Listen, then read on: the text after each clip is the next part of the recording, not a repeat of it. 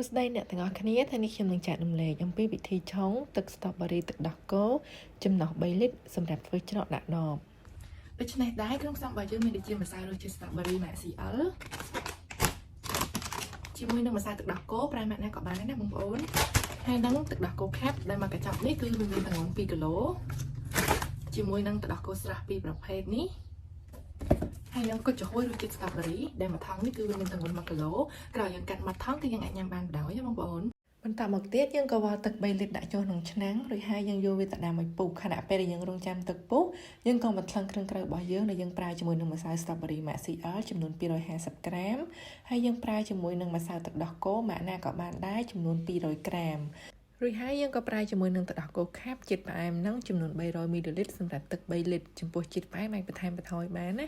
រួចហើយយើងក៏ប្រើជាមួយនឹងទឹកដោះគោស្រស់ក្តាស់ម៉ាក់ណាក៏បានដែរចំនួន250មីលីលីត្ររួចហើយថែមជាមួយនឹងទឹកដោះគោរាវក្រហមនឹង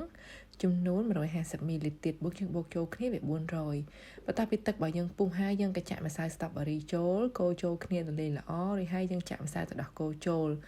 កូរចូលគ្នាជាមួយទឹកក្តៅហ្នឹងឲ្យវាលាយចូលគ្នាហើយយើងក៏ចាប់ផ្ដើមចាក់ទឹកដោះគោខាប់ចូលតាមមកទៀតយើងក៏ចាក់ជាមួយនឹងទឹកដោះគោស្រស់របស់យើងទាំងពីរប្រភេទហ្នឹងចូលដែរទៅបន្តមកទៀតយើងក៏កូរល្បាយទាំងអស់ហ្នឹងចូលគ្នាឲ្យសព្វទៅរួចហើយយើងទុកវាត្រជាក់ចាំយើងយកវាមកច្រកដាក់ដបយើងអាចយកឆ្នាំងហ្នឹងទៅត្រាំទឹកបានដើម្បីវាត្រជាក់លឿនណាបងប្អូនបន្ទាប់ពីទឹករបស់យើងត្រជាក់ហើយយើងក៏ចាប់ផ្ដើមចាក់ទឹកស្ទ្រូប៊េរីរបស់យើងហ្នឹងផ្ទេរចូលទៅក្នុងដបតូចៗម្ដងមួយចឹងទៅចំពោះដបនេះដែរគឺវាមានចន្លោះ220បងប្អូនឥឡូវនេះយើងក៏ចាប់ផ្ដើមមូលគ្របដបរបស់យើងបន្ទាប់ពីយើងបានច្រករួចហើយ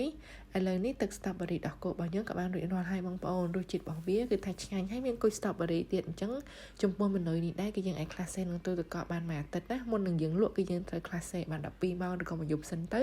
បានយើងយកមកញ៉ាំឆ្ងាញ់ដូច្នេះសិនអ្នកទាំងអស់គ្នាមានចំណាប់អារម្មណ៍ចង់បានគ្រឿងផ្សំកាហ្វេឬក៏គ្រឿងផ្សំតែគុជអាចតាក់ទងបានខាង page ដែលខ្ញុំបានដាក់នេះណាសូមជួយចុច like page ឬក៏ជួយ subscribe channel YouTube អ្នកមួយផងដើម្បីទទួលបានវីដេអូថ្មីៗជាច្រើនទៀតអរគុណច្រើនអ្នកទាំងអស់គ្នា